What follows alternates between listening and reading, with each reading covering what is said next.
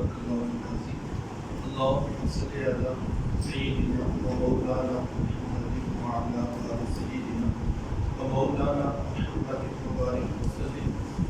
حمد و صلاۃ کے بعد عزتوں کی مسند پر جلوہ گراز عالی مرتبت ذی وقار محترم محتشم علماء کرام اور واجب احترام ضریب احتشام برادران اسلام، السلام علیکم ورحمۃ اللہ وبرکاتہ۔ خاتمے کے بارے تعالیٰ جو آپ کو اسلام کے ذکر جگہ کی سعادت حاصل ہو رہی ہے، اللہ کی بارگاہ میں دعا ہو کہ اللہ تعالیٰ میری اور آپ کی شرکت کا ایک ایک لمحہ قبول فرمائے اور قابل باتوں کا توفیق نصیب فرمائے۔ یقیناً اسلام کا ذکر اہل ایمان کے لیے باعث تسکین ہے۔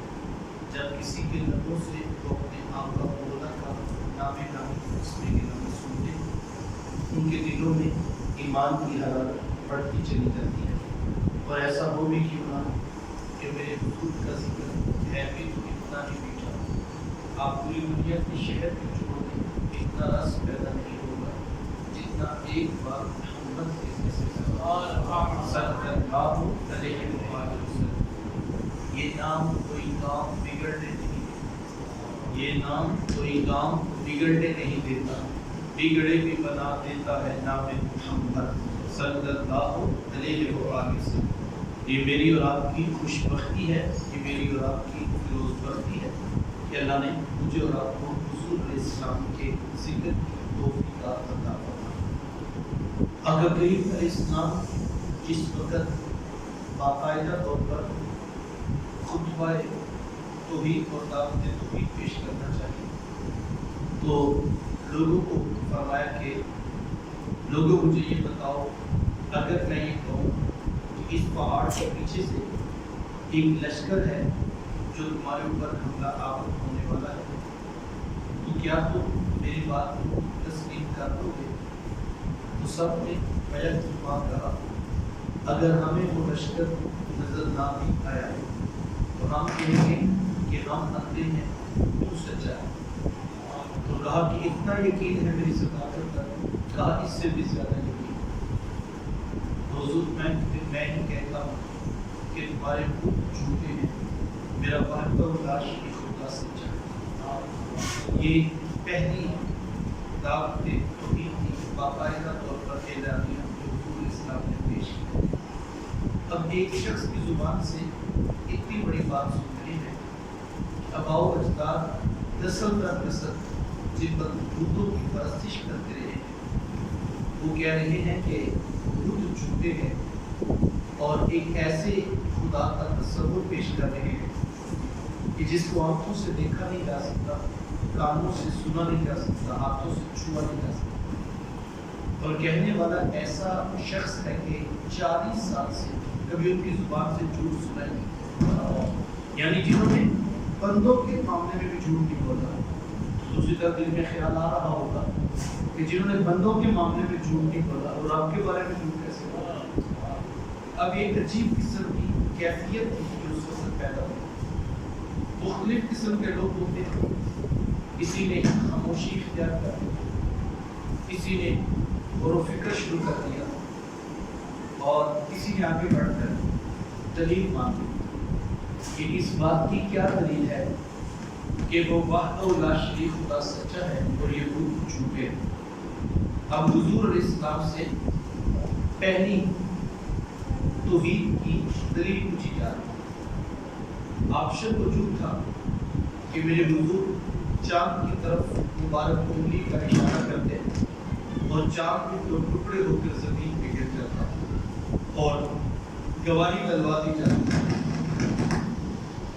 آپشن موجود تھا کہ سورج کو واپس اصل کے وقت پہ پلٹا دیا جاتا۔ آپشن موجود تھا کہ حجر الشجر سے گواہی دلوائی، اور ایسا ہوا بھی کہ حجر الشجر نے، پتھروں نے، درختوں نے حضور علیہ السلام کے نبی ہونے کی گواہی پیش کی۔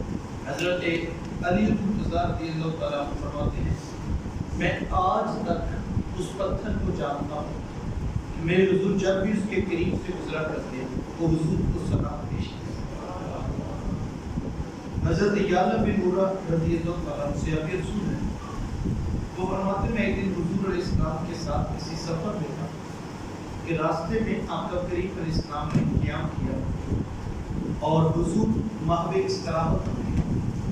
میں پہرہ داری پر پاس کھڑا تھا کہ آقا کریم علیہ السلام کے آرام کے دوران میں نے ایک عجیب منظر دیکھا. یہ منظر کیا تھا کہ دور صحرا میں ایک درخت ہے. اس نے یوں دائیں اور بائیں حرکت کی, اپنی جڑوں کو اکھاڑا اور تنے کے بل ہوتے چلتا ہوا آ کر محبوب کے مبارک قدموں میں کھڑا ہوا. فرماتے میں حیرت زدہ تھا کہ بھلا درخت بھی کبھی چلتے ہیں, لیکن منظر بڑا عجیب تھا. میں اپنی آنکھوں سے دیکھ رہا.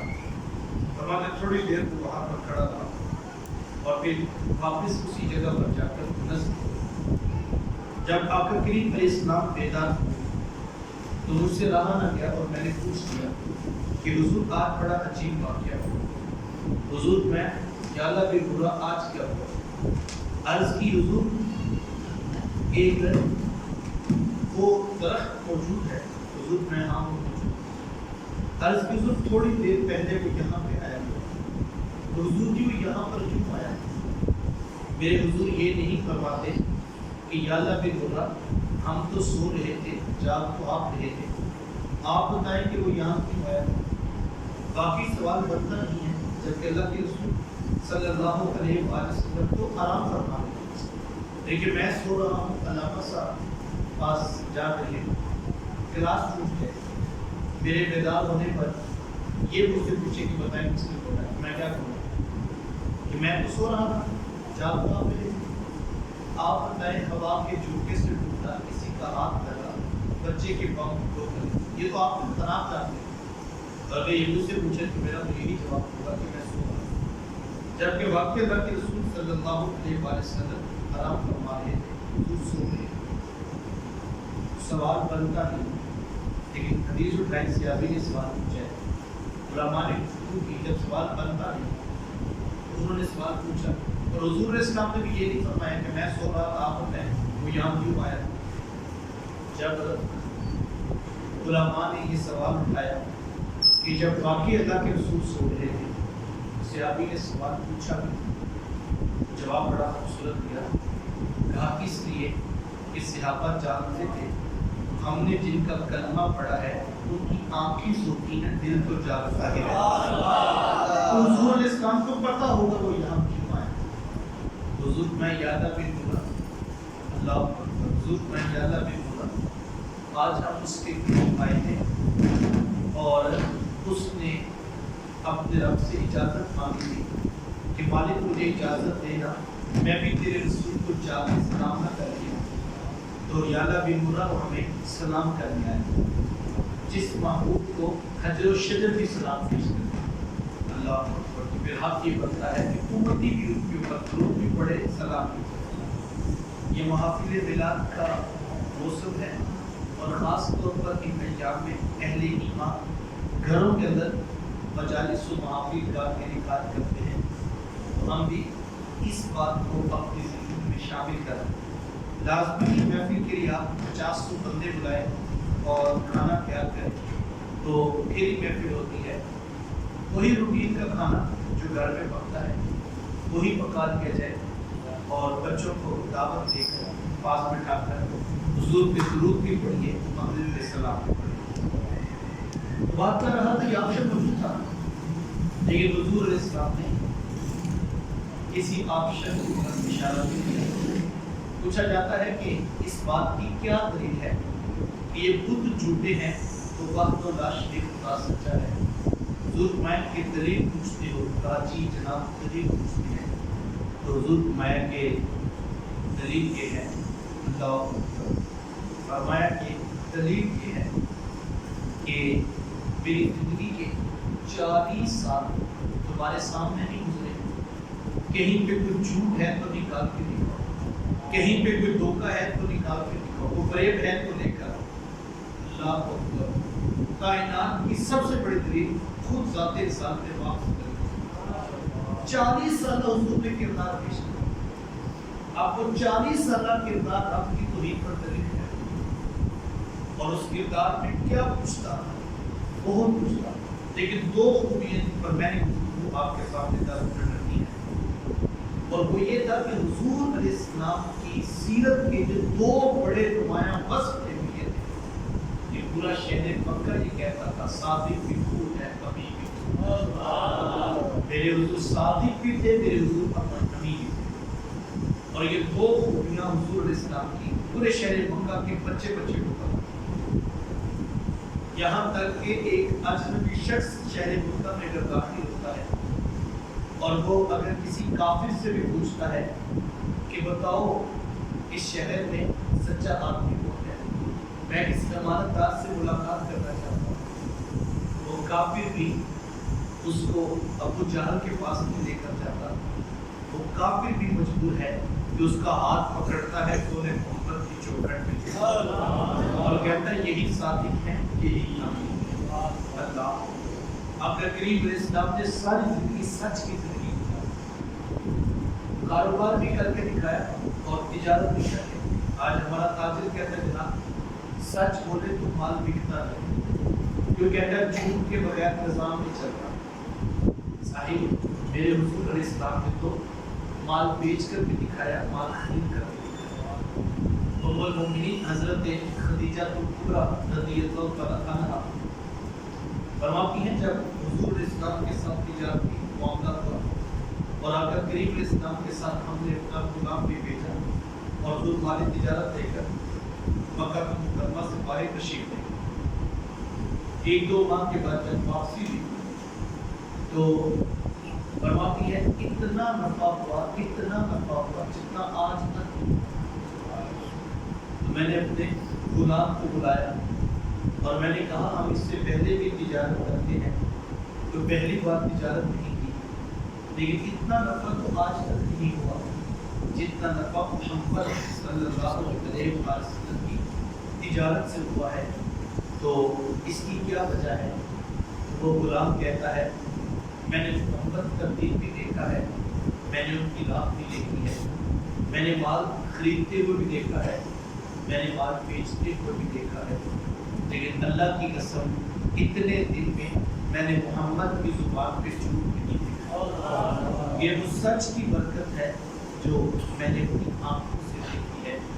تو حضور نے تو سچ کا درس دیا، فرمایا جھوٹی قسم اٹھانے سے مال تو بک جاتا ہے لیکن برکت اٹھا لی جاتی ہے، لعنت اللہ علی الکاذبین، جھوٹوں پر اللہ کی لعنت، یہ اسلام کا دیا ہوا پیغام۔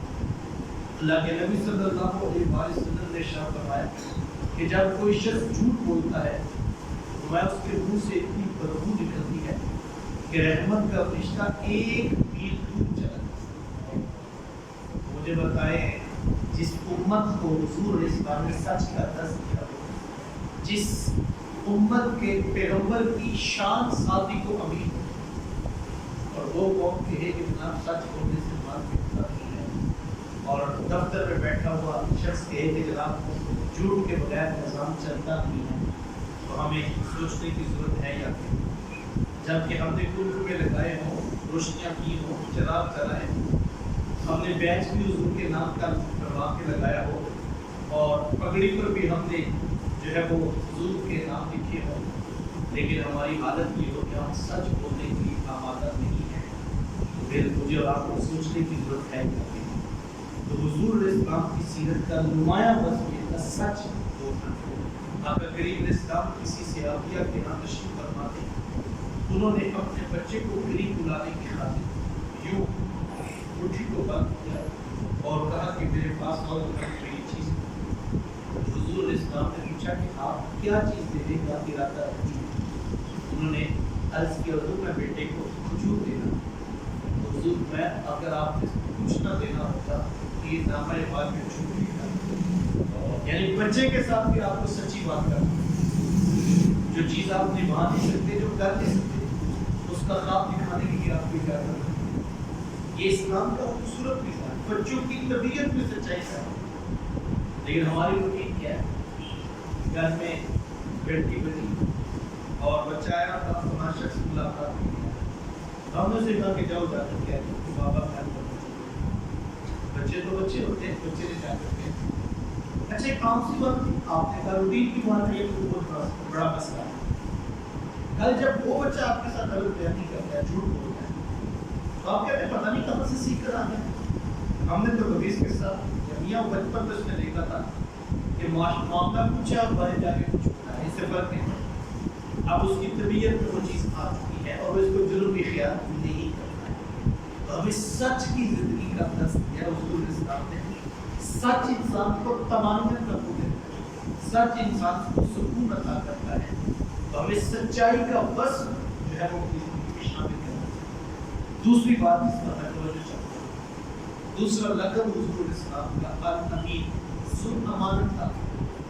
کتنے امانت دار تھے اللہ، یا کریم علیہ السلام جب ہجرت کی ہے، آپ جانتے ہیں حضور اسلام کے گھر کا محاصرہ کر کے لوگ ننگی تلواریں لے کر حضور اسلام کے گھر کے باہر کھڑے، لیکن آپ کریم علیہ السلام کو یہ فکر نہیں ہے کہ یہ لوگ میری جان کے دشمن ہیں، یہ میرے خون کے پیاسے ہیں، بلکہ حضور علیہ السلام کو فکر کیا ہے ان کی امانتیں میرے پاس ہیں، تو ان کو کیسے واپس یار کن کی امانتیں واپس ہو رہی ہیں؟ اللہ جو صرف مذہب کا اختلاف نہیں رہتے بلکہ اب جان کے دشمن ہیں، خون کے پیاسے ہیں۔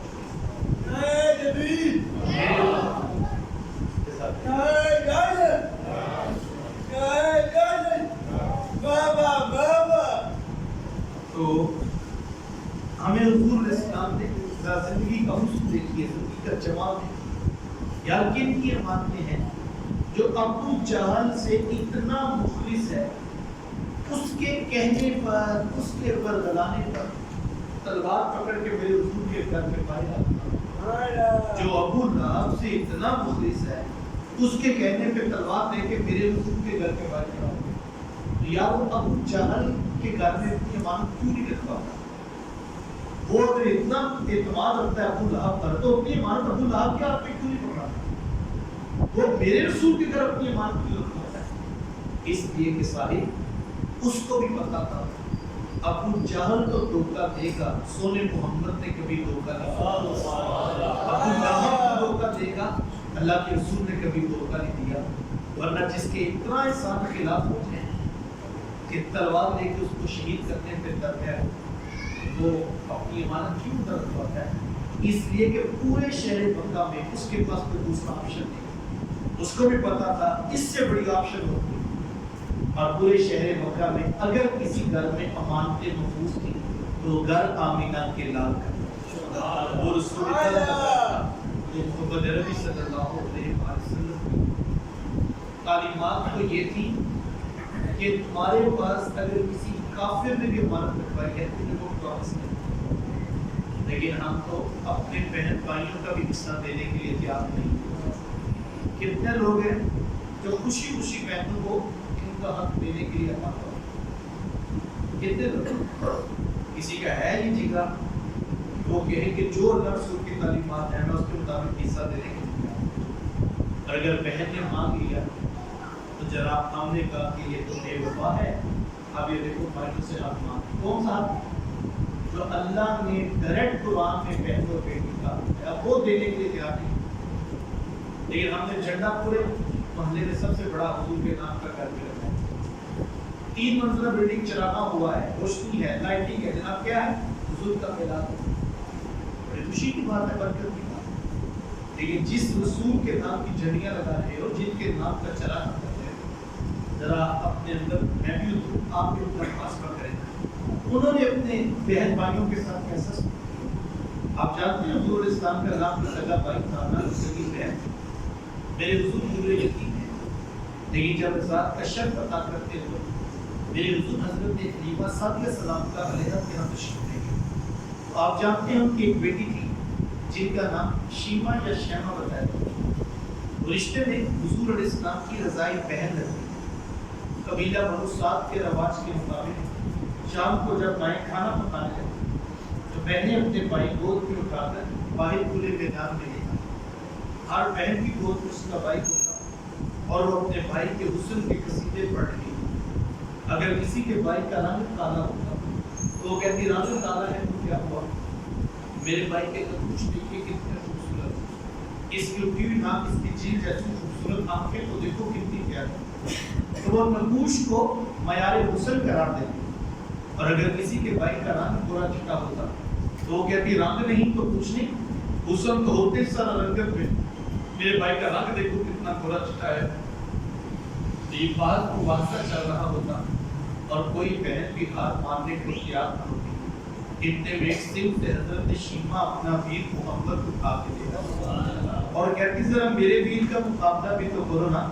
وہ کہتی نہیں نہیں شیما، تیرے ویر کا مقابلہ تو نہیں نا، تیرا تو ساروں کا ہی سردار بنتا ہے۔ تو تم حضرت شیما کا سر فخر سے بلند ہو جاتا اور وہ حضور اسلام کو سینے سے چمٹا لیتی اور دعا دیتی ربانا اب کلنا محمد، شالا میرے ویر محمد کو نظر کر۔ آج میں دیکھ رہی ہوں بچوں کا سردار ہے، کل اپنی آنکھوں سے دیکھوں جوانوں کا بھی سردار ہے۔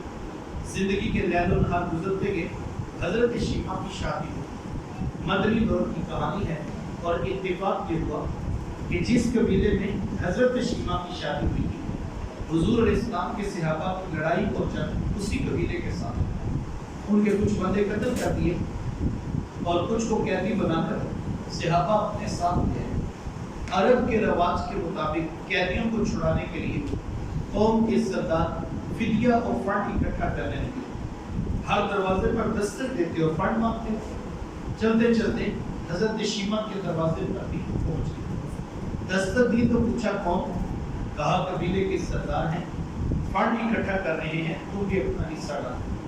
پوچھا یہ فنڈ کس لیے اکٹھا ہو رہا ہے، یہ رقم بھی جمع کی جا رہی ہے؟ تو کہا مدینے میں ایک شخص ہے ادعائے نبوت رکھتا ہے، اس نے ہمارے لوگ پکڑ لیے ہیں اور ہم نے اپنے قیدی چھڑا۔ تو پوچھا کہ اس کا نام کیا ہے؟ کسی کی زبان سے بے ساختہ نکلا محمد صلی اللہ علیہ وسلم۔ ایک عرصے کے بعد حضور اسلام کا نام سنا، آنکھوں میں آنسو آئے۔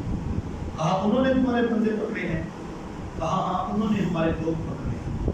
کہا پہ فنڈ اکٹھا کرنا چھوڑو، صرف مجھے ساتھ چھوڑو۔ کہا تم کیا کرو گی؟ کہا تمہارے قیدی چھڑا کر۔ کہا تم ان کو جانتی ہو؟ کہا ہاں ہاں تمہیں نہیں پتا، وہ میرے بچپن کے ویر قربائی کرتے، میں تمہارے قیدی چھڑا کے دکھاؤں۔ حضرت شیما قبیلے کے سرداروں کو ساتھ دیا اور حضور اسلام کے خیمہ نوری کی طرف سفر شروع کیا۔ یہ وہ وقت تھا جب عدد کی آیات نازل ہو چکی، خبردار میرے رسول کی آواز سے آواز بھی اونچی نہ کرو، ورنہ زندگی کی ساری کمائی غارت کر کر صحابہ ننگی تلواروں سے در حبیب پہ پہنا دے دے۔ حضرت شیما اس خیال سے کہ میں تو اپنے بھائی کو ملنے جا رہی ہوں، جب آگے بڑھنا چاہا تو پہرے داروں نے تلواریں سونپ دی۔ رک جا دیہاتی عورت، جانتی نہیں آگے پوچھا یہ حبیب ہے، آگے تو بغیر اجازت جبریل نہیں جا سکتے، تو روایت کہتا ہے جب راستہ روک دیا گیا، تلواریں سونپ دی گئی، حضرت شیما نے جو ہاتھ سے تلوار کو جھٹک کے کہا خلو سبیلی وعلموا انا اخت النبی، کہا میری راہیں چھوڑ دو، جانتے نہیں میں تمہارے نبی کی باجی اور بہن لگتی ہوں۔ یہ آواز کانوں میں پڑی، صحابہ کی آنکھوں پر قلبوں کی چمنیں آ گئی، نگاہیں نیچی کر لی، تلواریں پیچھے ہٹا لی۔ حضرت شیما پورے پروٹوکول سے حضور اسلام کے خیمہ نوری میں داخل ہوئی۔ میرے حضور جب دور سے بہن کو آتے دیکھا، حضور اٹھ کر استقبال کیا، مرحبا خوش آمدید پیش کرتے ہوئے فرمایا میری بہن آج کدھر کو آنا ہوا؟ عرض کی حضور آپ کے بندوں نے ہمارے کچھ لوگ پکڑ لیے ہیں، میں ان قیدیوں کو چھڑانے کے لیے آئی ہوں۔ سنو بھائیو، اللہ کے رسول نے کیا ارشاد فرمایا، حضور میں میری بہن، تو نے آنے کی زحمت کی گوارہ کی، تو گھر بیٹھے بھی پیغام بھیج دیتی، میں محمد تیرے کہنے پہ ہی ساروں کو چھوڑ دیتا۔ زمانے محمد بہن کا رشتہ میرے محبوب علیہ السلام کی تحریر سے، انہوں نے تو بہن کے کہنے پہ کافر قیدی بھی چھوڑ دی، اور ہماری حالت یہ ہے ہم بہنوں اور بیٹیوں کو ان کا وہ حق جو رب نے بیان کیا ہم وہ دینے کے لیے بھی آمادہ نہیں ہیں، لیکن ہم ہیں پکے عاشق رسول، ہم نعرہ لگاتے ہیں تو مسجد کے در و دیوار کو ہلا کے رکھ دیتے ہیں، اور ہم جھنڈے لگاتے ہیں تو پورا شہر سجا دیتے ہیں، لیکن حالت ہماری یہ ہے کہ ہم اپنے بہنوں اور بیٹیوں کا حصہ جو رب نے بیان کیا ہے وہ دینے کے لیے اگر آمادہ نہیں ہے تو پھر ہمیں رک جانا چاہیے، دیکھنا چاہیے، سوچنا چاہیے، غور و فکر کرنا چاہیے، تدبر کرنا چاہیے اور بیٹھ کے اپنا محاسبہ کرنا چاہیے کہ ہم عشق رسول کا کیا مفہوم ہے جو سمجھے ہیں، میلاد رسول صلی اللہ علیہ وسلم کا کیا مفہوم ہے جو ہم نے سمجھا ہے۔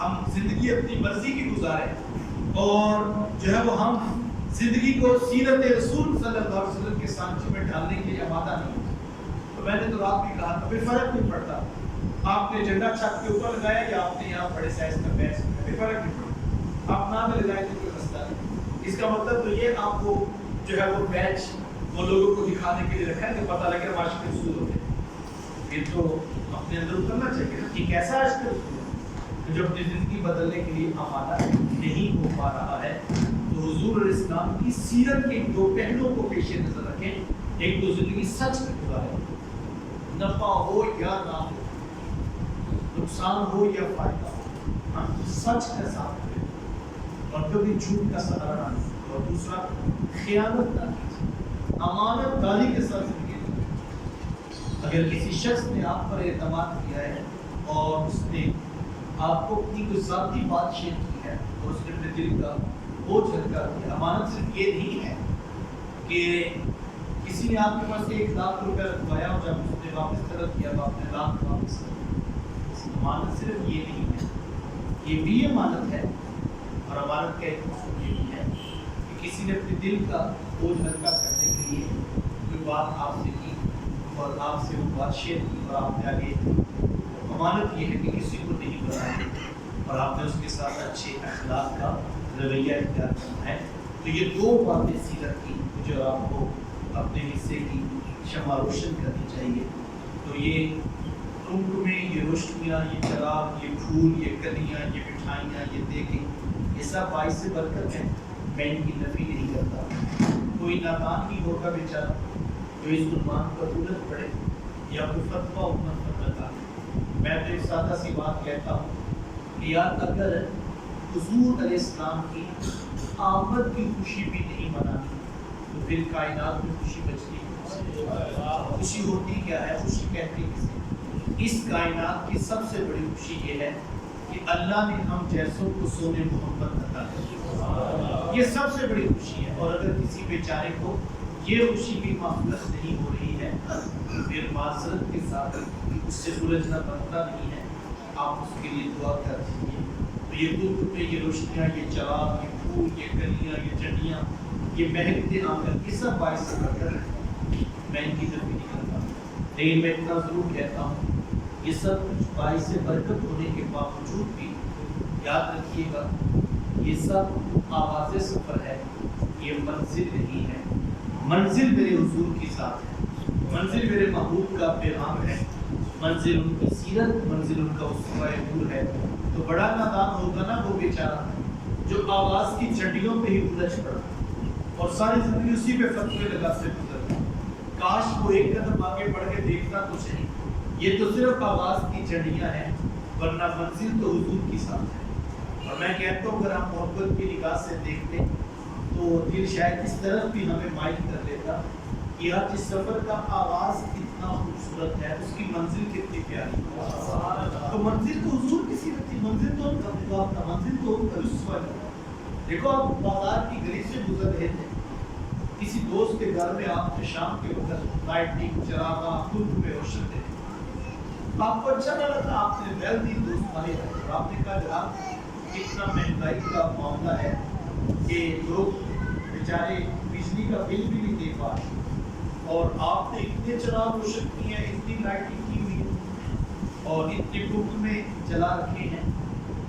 اور اس نے کہا کہ جناب آپ کی بات بالکل گزار ہے، ہمیں بھی احساس ہے، لیکن میں کل بیٹے کی بارات ہے، آج ذرا خوشی کا موقع تھا تو ہم نے تھوڑا سا چراغ، آپ کو بات سمجھ آ گیا، آپ نے کہا وہ معذرت چاہتا، مجھے بھی لگتا تھا کہ اتنی چراغ کیوں جلائے، اللہ بیٹے کو خوشیاں نصیب فرمائے، اللہ خاندان کو عزت و برکت۔ آپ کو روشنیوں کا، ان چراغوں کا، ان لائٹنگ کا مقصد سمجھ آیا تو آپ کا غصہ دعاؤں میں بدل گیا، کیونکہ مقصد سمجھ آ گیا کہ روز تھوڑی کو بڑا چلاتا چراغ، لیکن اگر کسی نے آج چلائے ہیں 4 چراغ تو اس کی وجہ یہ ہے کہ اس کے بیٹے کی کل شادی ہے۔ تو جب مقصد سمجھ آیا تو آپ کی زبان سے اب دعائیں نکل رہی تھی، آپ کا غصہ بھی ٹھنڈا تھا، آپ کو خوشی ہونے لگی۔ ایسے ہی ہے نا؟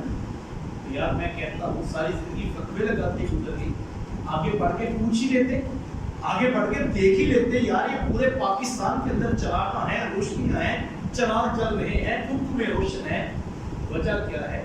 تو کوئی بتاتا خوشی ہے آمینہ کے لال کے نشیمہ ہے، کوئی بتاتا کہ یار محفل تو کرنی تھی۔ تو خیال یہ تھا جب کسی عام شخص کو بھی بلانا ہو، کسی عام شخص کی دعوت کرنی ہو تو گھر میں صفائی ستھرائی، بیٹھک، دفتر میں بھی کرسیاں بنا سیدھی کر لیتا ہے۔ تو یہ تو شاہوں کے شاہ کا قصیدہ حسن پڑھنا تھا، یہ تو حضور کا ذکر کرنا تھا۔ تو میں نے سوچا خالی محفل کیا کرنی ہے، کوئی چار بتیاں لگا لیتا ہوں، کوئی آنگن میں مہکتے پھول رکھتا ہوں، کوئی اگر بتیاں سلجھا لیتا ہوں، کچھ بچوں کو بٹھا کے سورہ محمد پہ درود پڑھ لیتا ہوں۔ تو یہ تو محبت کے انداز سے یہ ختموں کے موضوع تو نہیں ہے۔ تو میں کہتا ہوں اس کا انداز کوئی بھی ہو سکتا ہے۔ کسی نے چاہا یار میں حضور کے دین کو پھیلاتا ہوں، چلو ماحول سارا بنا کے محفل کروا دو۔ کسی نے کہا یار حضور کو تو کھانا کھلانا بڑا پسند تھا، چلو میں کچھ کھانا تیار کر کے غریبوں کی بستی میں جا کے بانٹ کے آتا ہوں۔ کسی نے کہا یار حضور کو تو سجدہ بڑا پسند تھا، چلو میں بیٹھ کے جو ہے وہ نماز پڑھ لیتا ہوں، میں سجدہ کر لیتا ہوں۔ اور کسی نے کہا حضور کو تو یہ بڑا پسند تھا کہ میری امت مجھ پہ درود پڑے اور اللہ ان پہ رحمتوں کا نزول فرمائے، تو اس نے تسبیح پکڑی اور بچوں کو لے کے کہا سونے محمد پہ درود پڑھو۔ تو یہ تو محبت کے رنگ تھے سارے، لیکن پتہ نہیں کیوں الجھ کے ہم اس بات پہ فتوے پہ فتوے لگانے ساری زندگی اسی سے گزر گئی۔ تو میں کہتا ہوں کتنا نادان ہوگا وہ بیچارہ جو آغاز کی چنڈیوں میں ہی الجھ پڑا اور ساری زندگی فتوے لگاتے گزر گئی۔ کاش وہ ایک قدم آگے بڑھ کر مقصد بھی تو دیکھ لیتا۔ اچھا اگر وہ نادان ٹھہرا تو وہ بھی تو کوئی عقل مند نہیں ہوگا یار، جو ساری رات جنیاں ٹانگتا رہا، چراغوں میں تیل ڈالتا رہا، دھوپ میں روشن کرتا رہا، اللہ اور مٹھائیوں کے ڈبے پیک کرتا رہا، لنگر کی تیاری کرتا رہا، اور جب صبح فجر کی اذان ہو رہی تھی اس کی بھی آنکھ لگی اور وہ بھی اٹھ کے مسجد آنے کے لیے تیار نہیں ہے۔ وہ جھنڈیوں کو سب کچھ سمجھ بیٹھا، وہ بیچ لگانے بچوں کو سب کچھ سمجھ بیٹھا، وہ اسی میں اتنا کھو گیا کہ اس کو بھی مسجد میں آنا یاد نہ رہا۔ تو کوئی جھنڈیوں میں الجھ کے فتوے لگاتے گزر گیا اور کوئی جھنڈیوں میں اتنا کھو گیا کہ مسجد آنا بھی یاد نہ رہا۔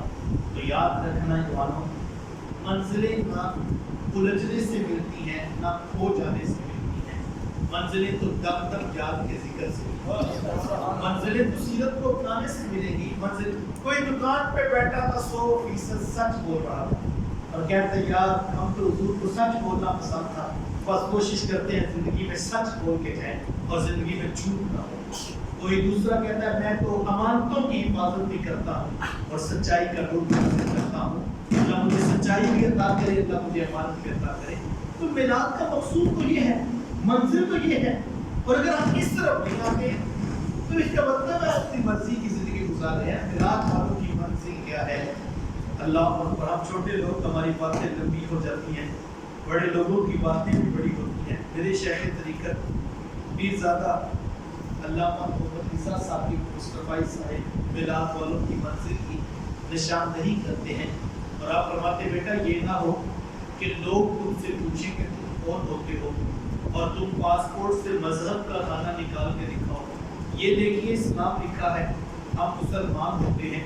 کہا نہیں بیٹا، نہ کسی کو پوچھنا پڑے نہ کسی کو بتانا پڑے، تم دور سے آ رہے ہو، تمہاری وضع قطع، شکل و صورت، چال ڈال، انداز معاشرت، طرز زندگی اتنا خوبصورت ہو کہ لوگ مسکرا کے کہیں وہ دیکھیے میلاد والے آقا کا امتی ہو۔ یہ میلاد کی منزل ہے یار۔ ہمیں ہر بار نعرہ لگا کے کیوں بتانا پڑتا ہے کہ حضور کے عاشق ہیں؟ ہمیں سال کے بعد صرف جھنڈا لگا کے کیوں بتانا پڑے یہ عاشقوں کا گھر ہے؟ لطف تو یہ ہے کوئی ہمارے ساتھ دوستی کرے، کوئی ہمارے ساتھ کاروبار کرے، کوئی ہمارے ساتھ تجارت کرے، کوئی ہمارے ساتھ رشتہ داری جوڑے اور مطمئن ہو جائے کہ میری بیٹی کبھی بے آبرو نہیں ہو۔ تو کوئی پوچھے گا نا کہ یار اتنا بندہ اعتماد کیسے کر لیا؟ یار لطف یہ ہے کوئی بطور حوالہ کہے یار میں نے رشتہ کسی پرائے کو تھوڑی کیا ہے، میں نے سونے محمد کے غلام سے رشتہ داری جوڑی اور حضور کا غلام پہ بھی دھوکہ تو نہیں نہ دے گا۔ تو تب تو یہ ہے کوئی ہماری دکان پہ آئے اور وہ کہے آپ کہیں جناب تسلی کر لی اس کی، وہ کہ جناب تسلی کیسی کر لی کہ آپ تو دھوکے کا تصور نہیں آ سکتا کہ میں نے کاروبار کسی پرائے سے تھوڑی کیا ہے، میں نے حضور کے غلاموں سے کاروبار کیا۔ مزہ تو اس بات کا لطف تو یہ ہے نا، لیکن اگر آپ اس طرف نہیں آتے اور اپنی مرضی کی زندگی گزارے، کاروبار اپنی مرضی کا، تجارت اپنی مرضی کی، دفتر کی زندگی اپنی مرضی کی، بینک کی زندگی اپنی مرضی کی، گھر کی زندگی اپنی مرضی کی، تو اس کا مطلب ہے تو مرضی کے غلام ہیں۔ اور عشق مرضی کا تو نہیں ہوتا صاحب، عشق تو محبوب کی مرضی کا۔ عاشق ہر کوئی آتے پر عاشق بندہ مر کے، زہر پیالہ کوئی نہیں پیتا پر عاشق پیتا پانی۔ عشق تو عمل کی راہ آسان کرتا ہے، اور ایک ایسا عشق ہے جو ابھی تک ہمیں عمل کی طرف لا ہی نہیں سکا۔ یہ کیسا عشق ہے جو ہمیں ابھی تک سیرت رسول کریم صلی اللہ علیہ وآلہ وسلم کی طرف نہیں لا سکتا ہے۔ اس محفل کا مقصد یہ ہے اور اس سے مقصود بھی یہ ہے کہ ہم اپنے بچوں کو بٹھا کر حضور کی سیرت اور ان کے تذکرہ نور سے اپنے دلوں کو، اپنے بچوں کے آنگن کو اور اپنے بچوں کے دلوں کی دھرتیوں کو نور تلا نور بنا دیں اور ان کے لیے روشنیوں کا سما کریں۔ بچوں کو بٹھا کر باقاعدہ حضور اسلام کی سیرت کی کتابیں پڑھاؤ، ان کو بتاؤ ہمارے حضور کتنے امانت دار تھے، کتنے سچے تھے۔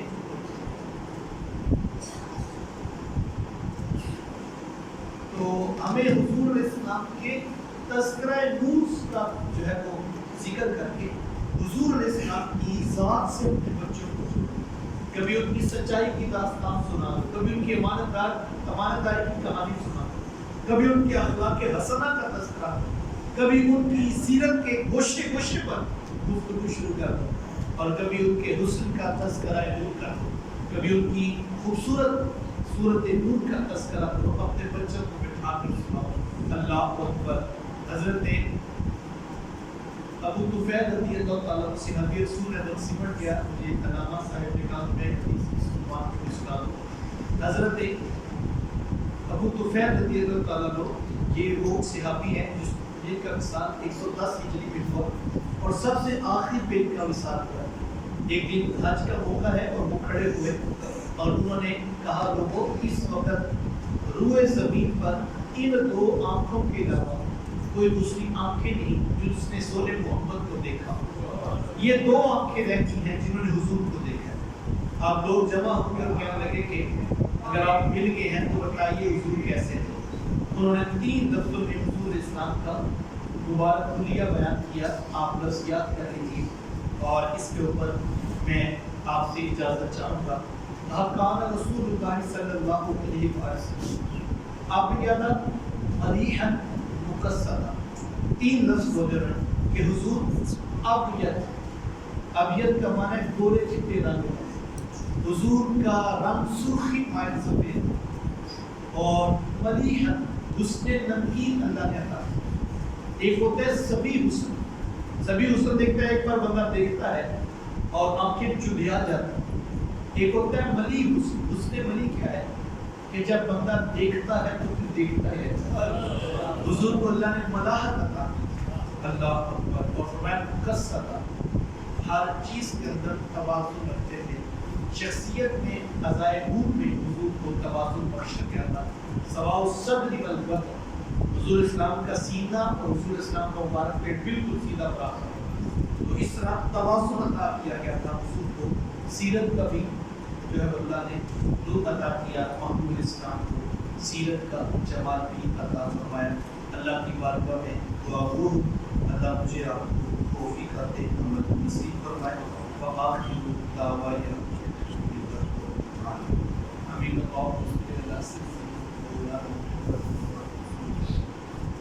میرے والد کے بعد میری جو یاد کر دی، اتنے لوگ اپنا قیمتی وقت نکال کر تیری توفیق سے جمع ہوئے سب کا خانہ قرآن جیت کا حقیقی فہم اور نصیب کرنا، ہمیں اپنے حصے کی شمع روشن رکھنے کے جذبے نصیب کرنا۔ یا اللہ عمل کی راہیں آسان رب ارحمہما کما ربیانی صغیرا۔